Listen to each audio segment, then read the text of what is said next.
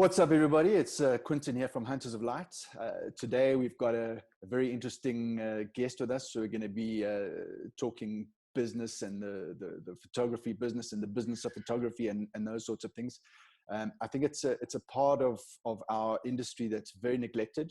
I alluded to a couple of things in my presentation right at the beginning. But I think there's a lot of people that miss a lot of things and just assume, well, I've got a camera, got some lenses, it's going to earn some money. And I think unless you look at it from a business point of view, you're going to be horribly mistaken, because a couple of months down the line, you're going to be selling that gear and going back to whatever it was that you were doing before. And you know, I mean, it's a couple of simple things that can really get you, into the industry and keep going. But it definitely is a business at the end of the day. It's not just, bikinis and models on the beach. Wow, that'd be interesting. But anyway, that's different talk. It's pushing your social media. It's calling clients. It's wooing clients. Making partnerships, etc. So I think I'm certainly very excited about Melanie coming on today and giving us a bit of a talk about it. She is a commercial / fine art / tutor / I suppose as everyone in South Africa who's a photographer, you need to kind of have many hats. And she's going to talk to us today on a business level. But she is a fine art and a commercial photographer as well. So Melanie, over to you. Let's see what we can learn from you today. Hi, thanks, Quentin. Good afternoon to everybody listening. I hope I can inspire you or help you somehow along your journey. Just a little bit of background as to where my knowledge comes from and why I teach, especially this. So I come out of the corporate world. I was in human resources, supply chain management and finances for 14 years. I've always been a photographer, but before I actually decided to go into this full time. And I have studied business management, obviously photography, as well as social media and marketing. So I have set up and seen all the mistakes that people made and try and make it a little bit easier for everybody else. And as we were discussing, education. I remember when I just got into photography, it was a tough world, and I also learned very quickly about how people are and how they interact and that type of stuff. And to be honest, as a youngster or a newbie in the photography, I also couldn't always understand the frustration from people when they were getting frustrated at people undercutting each other and so on and so on. And obviously, as my journey grew, I also came to understand that in order for us as photographers to be taken up seriously, you actually need to run it as a fully fledged business. As you just mentioned, it's not a case of picking up a camera that you got for Christmas, designing a pretty logo, putting up a Facebook page, and there we go. So today I am going to discuss a couple of things that people might find interesting, that has made a difference to me as a person and my business. And again, people make statements to me like, oh my word, I must be completely stupid. It's not a case at all about being stupid. It's a case about not knowing. As with anything in life, unless we really understand it and know, the same with clients, as we were discussing earlier, Quentin, if you don't educate people about how they should be obviously running their businesses, or why you're charging what you are to clients, people are just not going to understand. Absolutely. And I mean, a lot of the times, we mentioned it earlier on about the different groups that photographers are part of at the moment, where, if you come in there and you even remotely show your weak side, you're just going to get slashed and burned. And I think that's a huge mistake. But the point is that some of the questions that are asked in those groups are questions that are genuine. People don't know how to do X, Y, Z. And it could be from, what lens do I use? What aperture do I use? To what social media platform do I use? Or what plugin that I can spread everything in one go, that I don't have to go add it there and add it there and add it there and add it there. It's those sorts of things. It's not just from a photography technique point of view. It's a business technique. It's just the same as you have to learn how to use your shutter speed and your aperture. You have to use your business tools as well. So I mean, I'm really excited about this. Quentin, just to add on to agree with you there, you know, you see people being cut to pieces on social media, and I have a lot of people that would message me and say, "Oh my word, look what just happened." I asked a genuine question. The thing is that people must also remember that photographers are ego-based, and not necessarily in a negative point of view, but people take everything personally, and people seem to forget to where they came from. That everybody started somewhere. And if somebody's asking a genuine question, it's better to politely educate them than call them stupid or cut them down on social media. Because number one, that person is either going to go give up totally on a dream or an aspiration, or secondly, they're going to just think, you know what, bugger you, I'll just do my own thing and actually go out on purpose to be who you don't want them to be because you have, you know, spoken to them the way you do. It's human behavior. Absolutely. I mean, I'll give you a prime example. When I first started, I remember it with acute embarrassment. I sent, and Mike Lewis is not on here, but I'm sure he'll get back to him. I sent him some images and kind of, you know, wanted a bit of feedback or whatever. And I mean, I remember what those images were, and I remember how shit they were. And to this day, whenever I think about it, I get this burning sensation in my cheeks. We all started somewhere, you know. It's important, I think, to nurture the people around you, because if everyone is nurturing people, they're either going to be successful or they're going to realize that they're not going to be successful and they're going to go the hobby route. But the point is that if everyone is on the same page, then you can start to educate and say things like, guys, you can't charge $200 for a shoot, and this is why, blah, blah, blah. You know, but if everyone's fighting and, you know, taking stabs at everyone, the issues just become, you know, lost within that. So it's, yeah, I mean, what can you say? You know, you've got to start somewhere. The one thing that people seem to forget at the end of the day, that there is actually enough business for everybody to go around. People are either going to associate themselves with you or they're not. So there's a client for everybody out there. The type, the way that you shoot, your network. Your network isn't necessarily mine. So you know what? I've got two quotes. The first one I'm going to start off with is, if you don't build your own dreams, somebody will hire you to build theirs. So if you've made this decision to do photography and you want to do it for a living, you need to run it as a fully fledged business in order for it to work. Otherwise, you are going to end up back with a company working a 9-to-5 job and getting no satisfaction out of it. And as I just mentioned, you can't just start off. Okay, I've got a camera now, open Facebook page, there I go. There's a lot that actually goes into running a successful business. I think we can probably start with your visual profile. Yeah, absolutely. Okay, so people often ask me, but is it necessary to have an Instagram? Is it necessary to have a Facebook? And I can just tell you, a lot of the advice that I'm going to give you, I give my clients too as a social media and marketer. So feedback I can give you in that, and I've helped a lot of photographers with the same thing.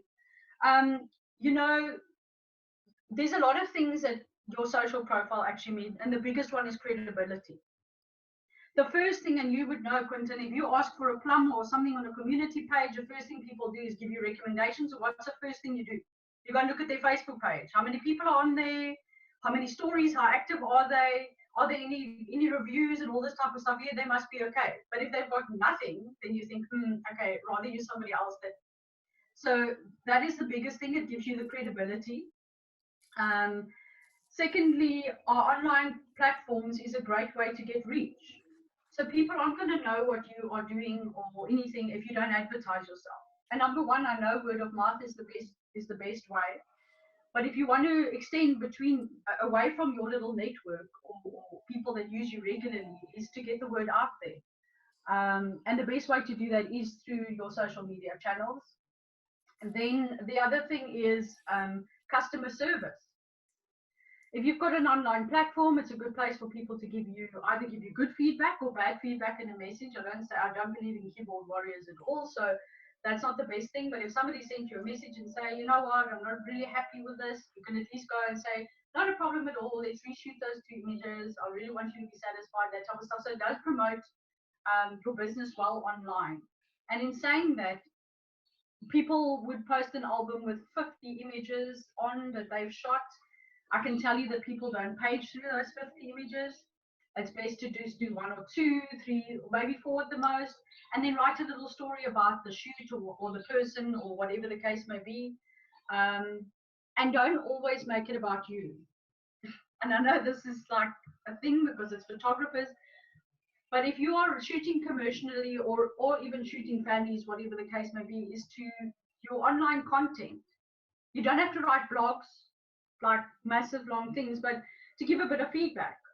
Write the reasons as to why you feel, how do you pick a photographer, or what to look out for when choosing a photographer, what to be in mind, or just a little bit of info, or giving something back to the followers on your page instead of always just memeing me or showcasing your work. It's a good way to build your community and get positive feedback. Absolutely, and I think there's also an opportunity for to educate, not educate, but just for people to get an understanding of who you are.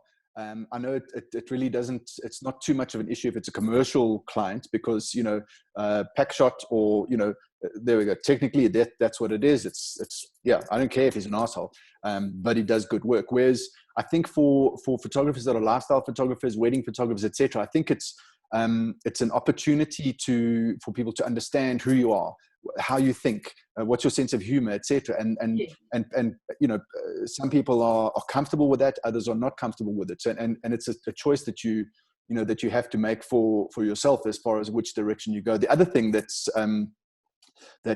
I suppose drives a little bit of how long that should be, and I find it very difficult, is Google likes 300 words. For goodness sake, how the hell can I write 300 words on the same damn thing? You know what I mean? It's that can be tricky because as photographers, it's not. There's a lot of visual. I mean, and very little text, and that can be a challenging part. But other than that, it really just does come down to how you want to portray yourself. If it's just short and sweet, or man, here's a 5-hour story of what happened. But Quentin, as you said, it's very important that people associate you with your brand. People have different belief systems. People have different ways of thinking. Some people might find certain things funny where others don't. Some people are a lot more casual, and I don't mean, again, this in the negative sense, but millennials have a lot more casual way of dealing with you as a client, where your older community still prefers proper communication, email only. They don't do the whole WhatsApp thing. And that is fine, and you respect that. But it's good for people to know if they can work with you or not. Absolutely. This is where business meetings, for instance, is quite important. So before I take on any job, I normally Skype call or actually meet the person in person so that they can see if they can work with me or not. Because the last thing you want to do is that to negatively influence your creativity and try to bring the best out of their product if you're just not going to gel. Absolutely. And then the other thing is, your social media, Facebook, for instance, a lot of the stats and the stuff that they get are generic and that type of stuff. But having a website is actually extremely important. And I know a lot of people say to me, yeah, but it's not needed and it's unnecessary and I don't want to spend the money. But your number one conversion rate is your website. People like to know that you've got one. People go scratching it all the time. People follow it. People recommend you through it. It looks professional for you as a person to have one. And Quentin, it doesn't need to cost you millions. As a startup, you can use something like Wix.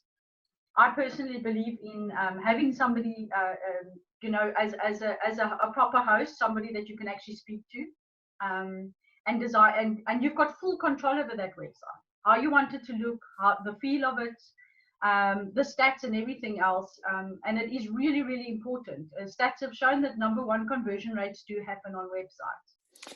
Absolutely. And the other thing about that is, and please excuse me if I keep looking down, I'm watching the feed of comments as well. The other thing about a website is that's your platform that you can start cross-selling.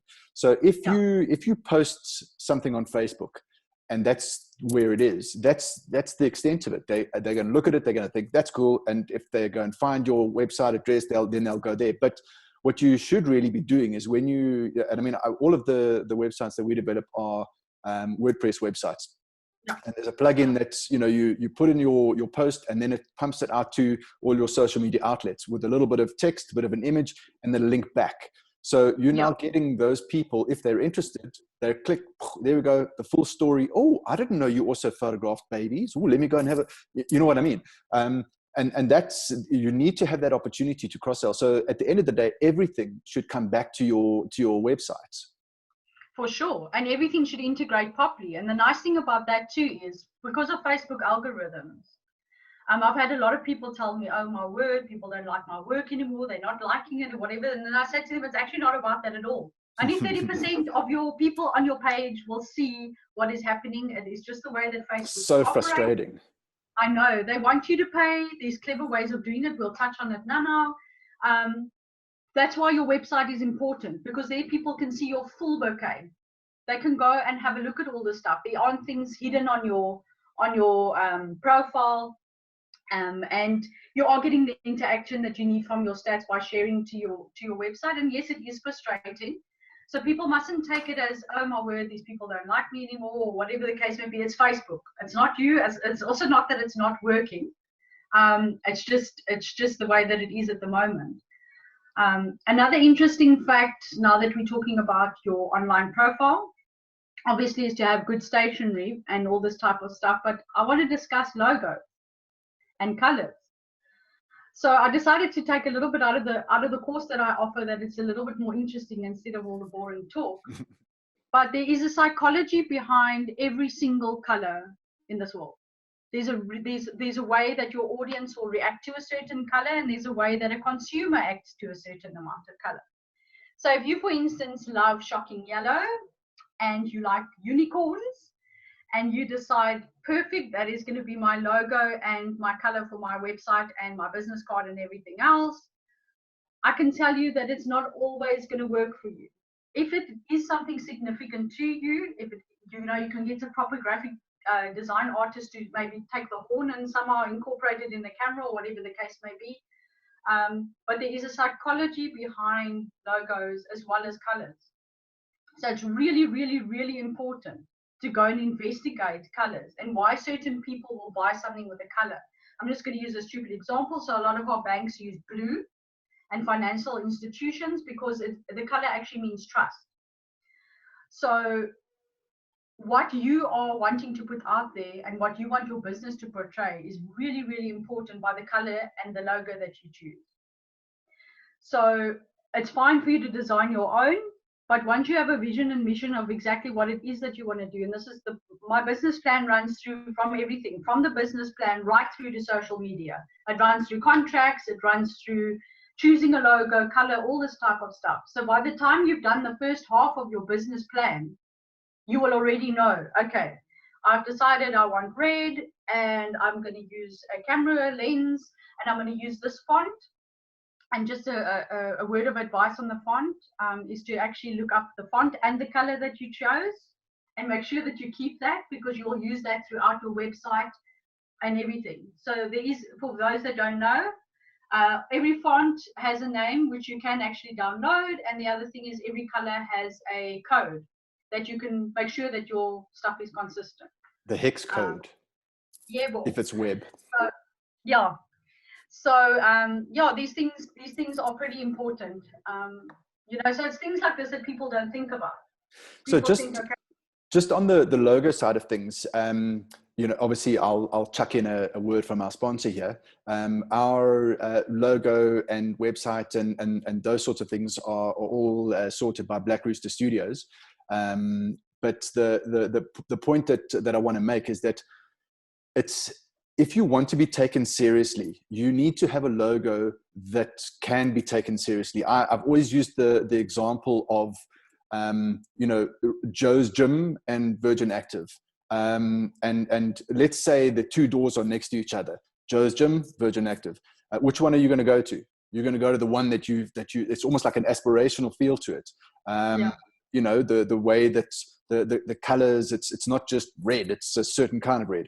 The gray is a certain kind of gray. There's the kerning between the letters, etc.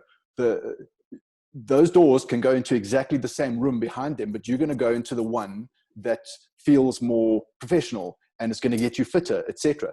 And that's the kind of thing that graphic designers are trained to do. They know what a logo should be and how it should work, etc. For example, does your logo reverse out of an image or a color? Can it work in one color? How small can it go? If it's, I mean, on websites, you know, especially on mobiles, your logo is going to be pretty small. Is it just a smush, or is it still identifiable as your brand? Does it then become an icon? So, you know, it's good to go through the process of you know, working out the strategy behind your thinking.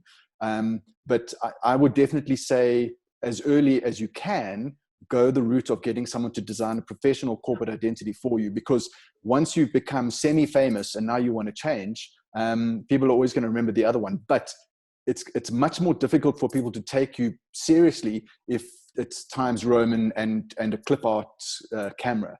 It's just the way that it is. Well, I learned the hard way too. And because I run Melanie Fine Art Photography, and I've got, which is now becoming Eye Capture Solutions. I've taken my website down because I'm redoing all that, because I offer what you do too, Quentin. So it's actually nice to speak to people that do websites and understand.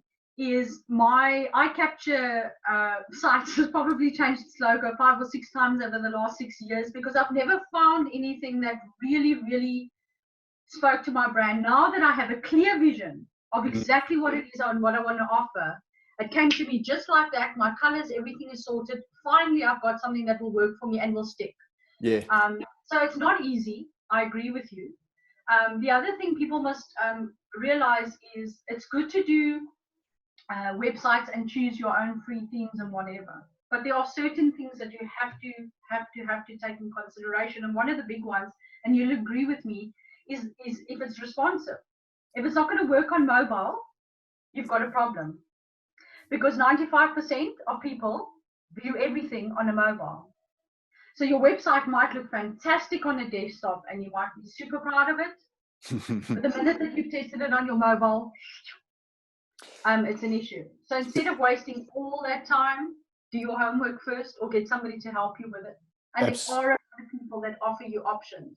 I mean, one of the options that we offered now with the lockdown was anybody with a small business, they pay a fee, which is enough to cover our costs and to get us going with your website. And then you pay a monthly retainer to pay the rest off, to help everybody with small businesses that are struggling.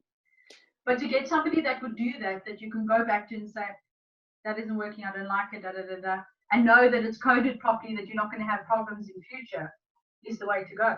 Absolutely. No, it's very important. And you know, back onto the sort of search engine optimization side of things. If your website isn't responsive, and let's just take a step back. So a responsive website is, let's say you've got 2 things next to each other. Back in the day when you were on a mobile device, it went even smaller, or you had to scroll left to see this. What's the start of the email address, and scroll the other way. That's not responsive. A responsive website would be if there's 2 blocks of content next to each other. When it goes to a smaller device, it gets to a certain breakpoint, and then one goes below the other, etc. And if your website is not responsive, then Google will penalize you, and it will put all the responsive websites above yours, even if yours has got better content, more authoritative, etc. So there's a lot of things that go into it. It's not just the case of, let's just slap on a website, you know. So that's why courses like Melanie's are a good thing to look at, because it gives you a very broad understanding of what's going on. Also things like alt text, Quentin. Yep. People will go, and also sizing of the images on a website. People decide, okay, I'm setting up now and I'm just taking those images and I'm pulling them in, and it will make your website extremely slow. And secondly, you need to put alt text in there. It's actually really important. To every image that you upload is to go and put alt text in. It helps with SEO, it helps with searching and all this type of stuff. So there are lots of things that people just don't know. They think it's easy. This is why I take my hat off to people that, you know, like us, that would spend hours trying to, you know, help people out with this type of stuff, whether it's social media or their websites or whatever. It takes a heck of a lot of time to get there. It's not just a quick fix. There is no quick fixes. Absolutely. And the only way that you can gain knowledge about this is to actually do it yourself and realize that it's not going to work. So yeah, no, I agree with you there. And then I decided, sorry, I'm also just looking at my page here.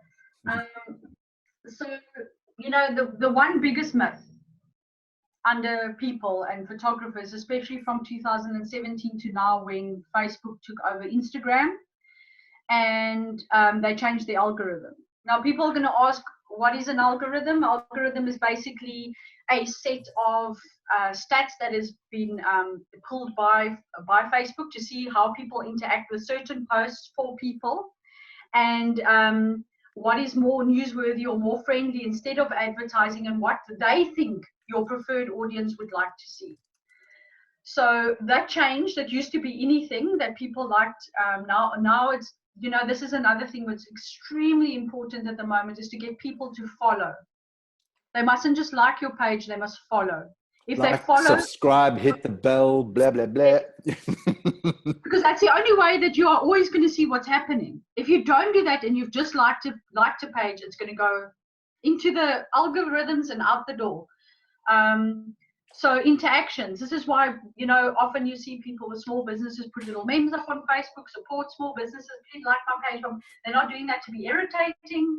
They're actually really doing it because it's the only way that Facebook is going to know this is good content. People like to view it. It's positive.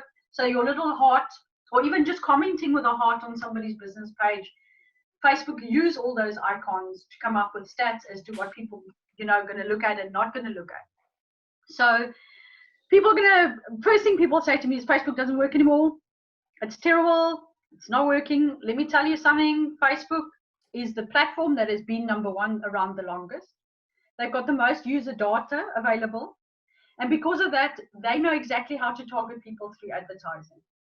But you have to bring your side to that to be able to actually join up with them and use what they're doing. So you know, it's not that Facebook isn't working.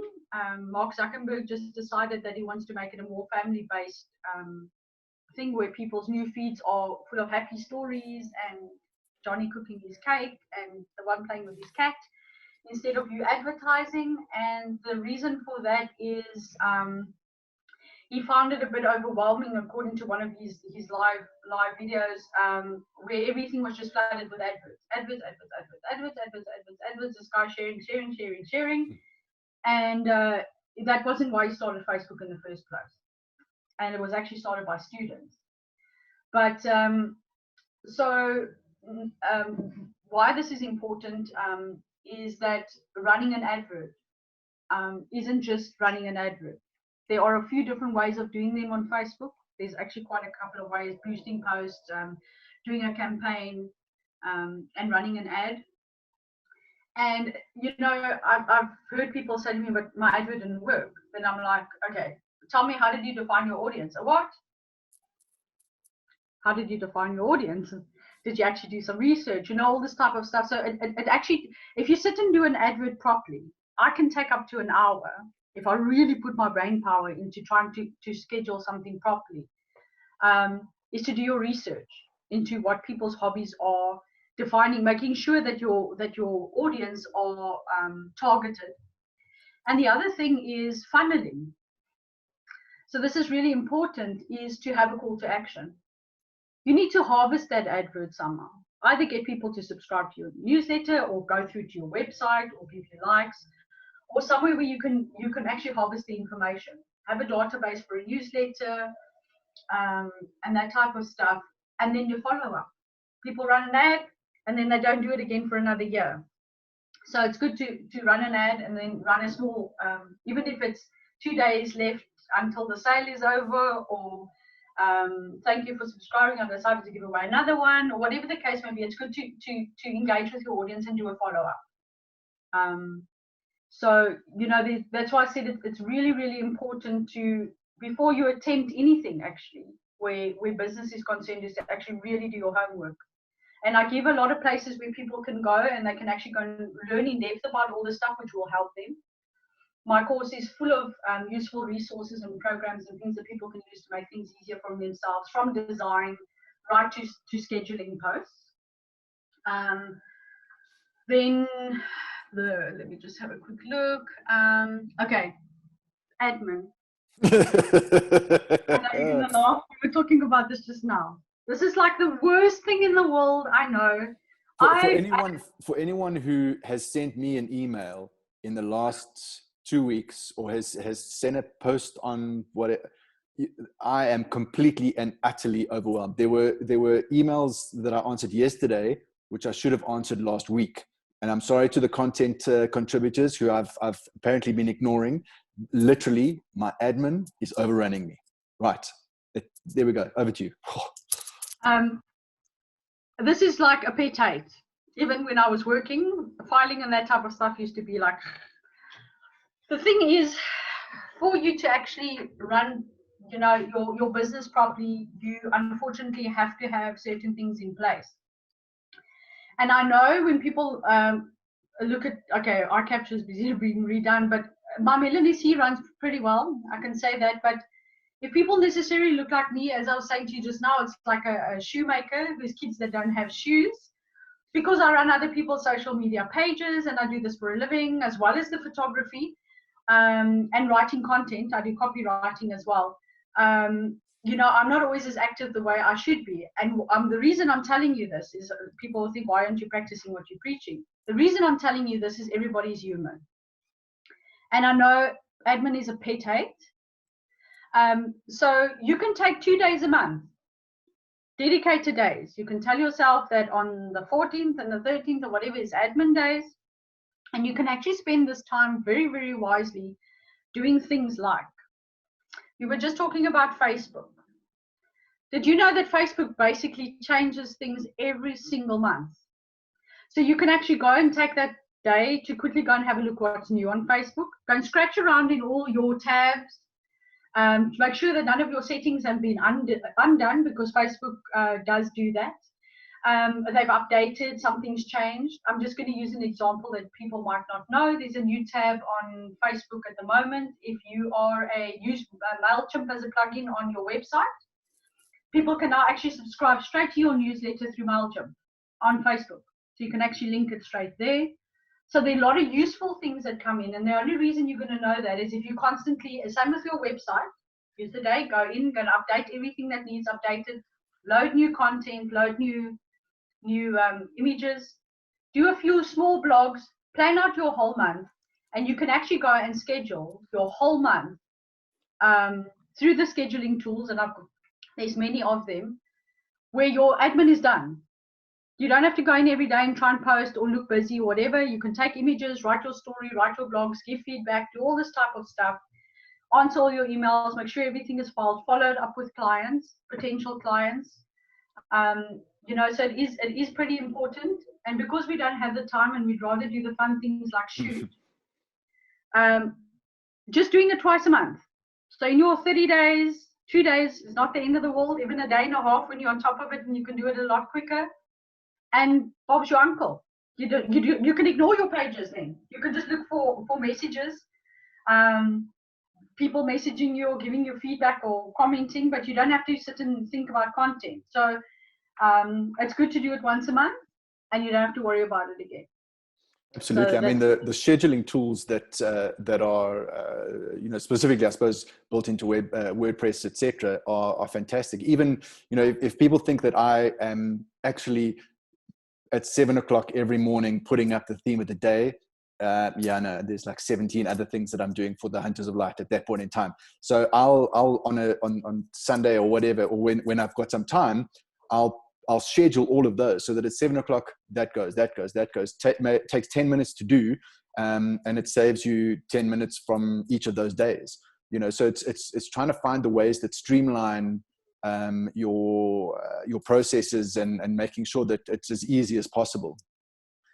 As you were saying, Quentin, you can go write your 4 blogs and they will just go live. You can schedule them to go live on your website, and you can share them and you can do your thing with your Facebook posts, your Instagram, all that. So there's things that can help you where things become overwhelming. And I suppose, I've had a lot of my business students contact me in this time, which has actually been really great, because they've actually taken the time to go and sit there and do everything and revisit their business plan and revisit their logos and all this type of stuff.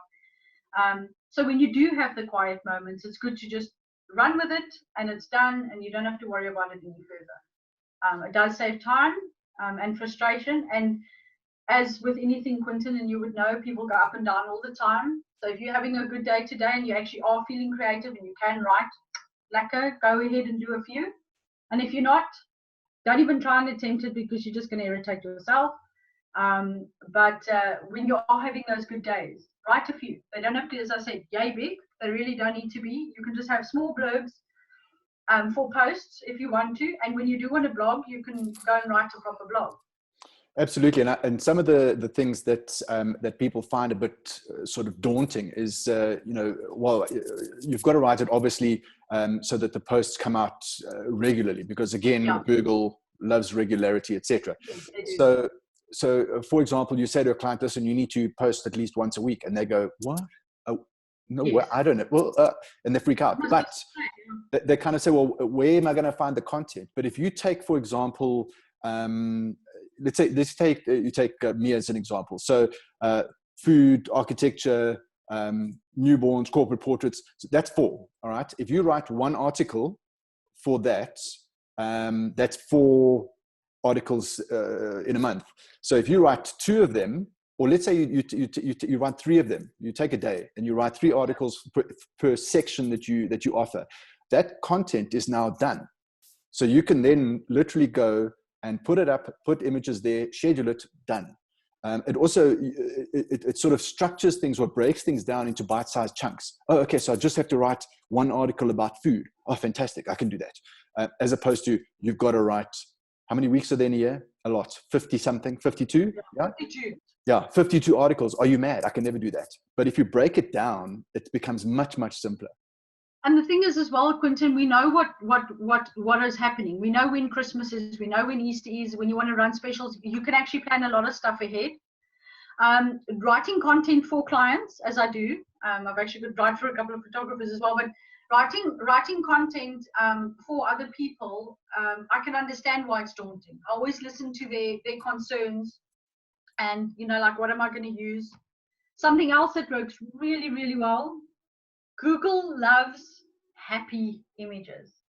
So you don't necessarily have to post a photo. If you have seen a rabbit running across the road that is really funny, I'm just using a stupid example, or you want to portray something like frustration and you go and download something pulling its hair that hasn't got anything to do with your brand but draws attention, is a really good thing to throw in between things every now and then.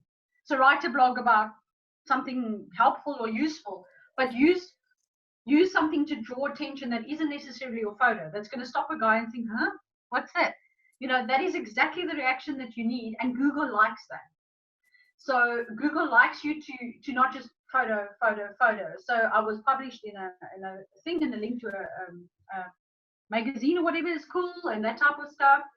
But it's good to use, and I can, in my course, I give you quite a number of places where you can get free images, where you just, you'll see in my course, I've used some where you just have to credit where they come from. Obviously, we're not going to take over anybody's copyright, because this is what the business of photography is about, and we respect other artists the same as we do. But it's good to do that every now and then. It gives a fresh shake-up. Facebook likes it, Google like it. They like these random crazy things. If you've got, look, my puppies joined me in the office today, and there's a picture of a cute puppy. That type of stuff gets a lot more reaction than other things do. So yeah, it's good to also tell a bit of stories about yourself every now and then, Quentin. A behind the scenes photo of yourself. Yeah, absolutely. Or, it's always good to have people to shoot behind the scenes stuff of you. You're lying on the, I've got so many of my photographers in my group that have all got pictures of me lying on the floor. And I actually cringe and I hate it. But at the end of the day, that's you. I mean, once I was doing the smash the dress in the beach, and I'd actually sat with my back and I wasn't watching what was going behind me. And as the wave came over me like this, thank goodness the camera was fine. Mark had actually shot quite a nice shot of me, So it's the things like that you can actually tell stories about. Yeah, absolutely. So people see it's not just all about your work and who you are and how you operate, and that you are fun and all that type of stuff. So yeah. And then the next point that I want to bring up is communication and contracts. So you are going to get a legal entity, I think, speaking tomorrow, hey, Quentin? Next Thursday, yes. Yeah, Yolandi, yeah. Yeah. That would be a really good one to listen to, guys. I do go into it a little bit with my course, but to actually have somebody like that really goes in depth, I can tell you guys that's going to be worth listening to. Is that I give all the basic contracts in my notes, and then you can go and adapt them. But you must remember that if you adapt or set up any contract, you have to have a legal entity read over them. Your slight little change of a word can cause you havoc. I'm going to use a stupid example. So a booking fee versus a deposit is just a small one out there. So if somebody takes you to court over a deposit, you have to give it back if they really, really want to push it. But a booking fee can save you a little bit. So it's the little things that are going to, just a small word or something that you've used in your contract that can actually cause a lot of problems at the end of the day. So I'll give some basic contracts, as well as each different genre has a different contract. So obviously I couldn't put 20 in there for every single genre. So I've got some basics in there, but if you are only shooting products and nothing else, your contract is going to be exactly the same as a wedding photographer, just as an example. There are a lot of free ones out there that people can download. It's not an issue. It's cool. It's nice to have, but still, just to cover yourself, just have a legal entity read over it and just say you are covered, you're cool. So it is pretty important. And then communication. This was actually my favorite subject in my studies, and I can honestly say, I don't care if you are a cleaner or a CEO of a business, that is the best course that I've ever been on. They discuss things like, I mentioned it in the course, like non-verbal communication. You need to learn when you are dealing with clients and you see a change in body language or anything, especially people that work with models as an example, or all this type of stuff, is to immediately be sensitive to your client and immediately rectifying the situation and putting everybody at ease. Just a stupid example before you go and touch a model to fix that thing in her hair, is to just say, do you mind if I fix your hair? You know, it's stupid little things like that. Some people are fine in front of a camera, but they've got an issue with people touching them because they're not that type of person, especially now with the COVID-19. I can guarantee you when we go back into society now, it is going to be an issue. People are not going to want to be hugged. People are not going to necessarily want to shake hands. Don't take offense. It's just the way life is going to be when we all go out there again. You know, starting an email to a client, how's it? Or something like that instead of good afternoon, how are you? Yes, millennials speak that way and that's what they do, but not all clients are like that. So rather address them formally to start off with, and when they are relaxed and you get the okay from them to be able to communicate on WhatsApp or speak a little bit more relaxed, perfect. But dealing with new clients, it's important to still have manners, please and thank you, because that flies straight out of people's heads. Drop a message to them straight in the morning without a good morning, how are you? Just, are you busy today? Can I come shoot or whatever? People do these things. It's funny how you actually learn a lot about communicating with people, and not everybody is the same, as I just mentioned. You know, you have to be sensitive to people. So communication is important.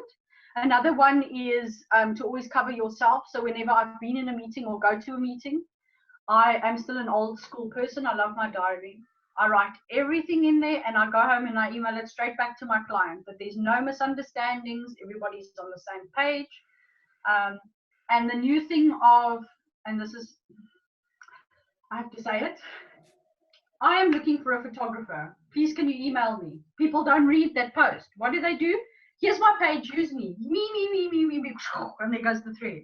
The person has asked you to please email them. Introduce yourself to them. You can even PM them if you want to know a little bit more, not being able to quote them necessarily, because they also, again, don't understand often by what they wanted, because they want 20 product shots, but they don't tell you what they are, or if they need them etched, or whatever the case may be. DM them, introduce yourself, offer to give them a call, And then you email the client with a link to your pages. So read what people are asking. The people that actually do adhere to instructions when companies are putting stuff out there, it does make a difference. So yeah. Any questions, Quentin? Not at the moment. There's a lot of people saying that your course is amazing. So that's a good thing. Some good testimonials there. You're going to have to pay out a lot of money. Checks in the mail. Yeah, it's nice to get feedback, positive and negative, always with anything you do. So thanks, guys. I'll go and read all of it when I'm done here and comment. Thank you. And then the last thing, I see we've got 15 minutes left. So this one is a tough one, and you're going to start laughing. What do I charge? That is an age-old question that has been asked by everybody. And my question, and it seriously stands out in my book, is how long is a piece of string? And the reason for this is every single person's situation is different, to start off with. So you've got 4 kids and 3 bonds to pay in a car, compared to me that's doing this for a hobby. I'm not saying, and people must learn to value themselves in the same breath. So one thing that I suggest, Andrew Averley actually does a business assessment, which my students have found extremely helpful. So basically he has a calculation where he signs a confidentiality agreement with the person, and they send through all the expenses to him, and he does calculations and comes back to you about what you need to charge for what you are wanting to achieve. So if you need to earn 20 grand a month, and these are all your expenses, this is what you're going to have to do. And by actually doing this, it's number one, an eye-opener about what you should be charging. And secondly, what I find quite nice about this is,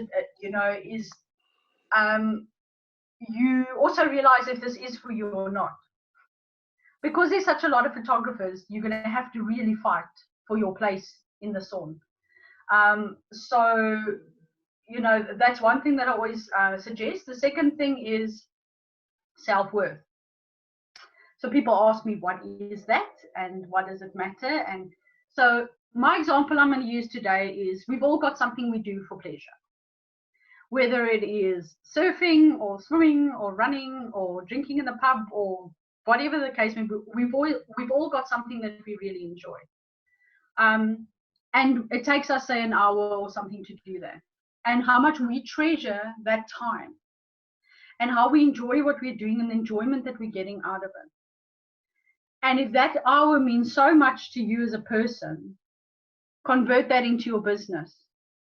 You're not going to go do a job for 100 rand an hour, because that is not what your time is worth. So this is what I give people to think about, is that you can't just, people, obviously the SAFRA rates, which are really great as a guideline. I always let people go and read that first, and then they come back and they say to me, that can't be realistic. It is actually, and we were discussing this now, Joburg are more than happy to pay a lot more for a shoot than they do in Cape Town, or the little Karoo Dorpie down there that has a bunch of farmers, and you're going to go shoot their grapes. Obviously, your geographic finding or place that you are at plays a big role. Your community, your type of clients, yes, by all means. But in no ways must you ever undervalue your time or your effort or what you've studied or your gear or anything else. And we run through all of that type of stuff because people undervalue themselves, Quentin. I know we've all got a bit of confidence issues when it comes to our work, and we often not think that we're good enough for anybody, to be honest. But you have to value what you're doing. You're taking time to plan. You're making the effort to get your light right. You are using props. You are sourcing stuff. You're doing all this type of stuff, and people don't think about things like airtime, time that you've done to go and source the props.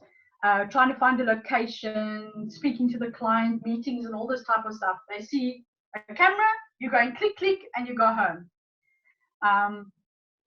So a lot of my students that have come to me, I've actually seen their prices before they've been on the course, and I've never, ever, as you said, attacked them. I would inbox them and say, look, think about it this way. Your petrol from, say, point A to point B is already $100, and you're charging 400 rand. You know, it just doesn't make sense. So the fly-by-nights, as they call them, and I don't like to use the negative sense, unfortunately do influence the fact that we aren't getting taken up seriously as photographers as a whole. And I think this course that I'm doing is trying to educate people one step at a time to try and do good for the community as a whole. This isn't about me, and it's helping other people, yes. But as I said, if people don't know, they don't know. And by them not valuing themselves, they're not valuing us as photographers and respecting the industry, to be honest. Because undercutting the person next to you that actually has tons of experience in what you're doing, and yes, the client is happy with whatever you're producing, fine, that's their story, but you're not respecting yourself. So you know, people, as I said, and again we get back to the beginning where Jones gets a camera for Christmas. Jones is now a photographer. Jones opens up his Facebook page. Jones only needs money because it's pocket money, or only needs money because for whatever reason, not as a full-on income. You're actually hurting the industry by doing that. So just as much value as you must, you know, we have for us that run fully pledged businesses, you must have respect for the people that don't. Absolutely. I mean, I think there's a lot to be said for pricing and what should be charged, etc. I know Safria comes out every year with a list of what should be charged, etc. And it's, you know, it's a guideline that you can look at. But one of the things that I'm busy putting together is a presentation of pricing. I'm still working on that form. I sent out to some of my testers. I sent out the form, and we picked up one or two issues in it. So we're just busy refining that. But I would really call on all the photographers that are here, from you know people that are starting out, wanting to to do it full time, semi-pros, professionals. Just fill it in. You know, based on the genre, we'll then have a collective idea of what people are charging. And I think it's important to you know, it's a whole other discussion that we need to have, and that is to say, well, what do you charge for? Do you charge for equipment hire? Do you charge insurance on that equipment? What about you know, your marketing costs? What about your fuel costs? Do you charge fuel plus time? You know, there's a whole lot of things that go into it. If you're charging a couple of $100 for a shoot, but you need to earn 30 grand a month, how many shoots are you going to have to do per day to cover that? You're not going to shoot every day. You know, that's almost impossible. You know, so you need to really just be looking at those sorts of things very carefully. So often we see. No, carry on. Sorry. What I was going to say, so often we see people on Facebook, what's it, Shopfront or whatever it is, marketplace, selling their gear, and in the classifieds things, and it's more than likely, and again I'm assuming it's more than likely because they got into it. You know, oh, if I shoot a wedding, in one wedding I can get my whole monthly salary. It's going to be awesome. But the problem is it's not that simple. They get down the line, they realize that this is not working for them. It's much harder than they thought it would be. Now they have to sell their gear. But if they'd sort of you know, come into it with a little bit of education, and there were resources where people could say, well, this is really what you should be charging. A lifestyle family photographer should be charging this.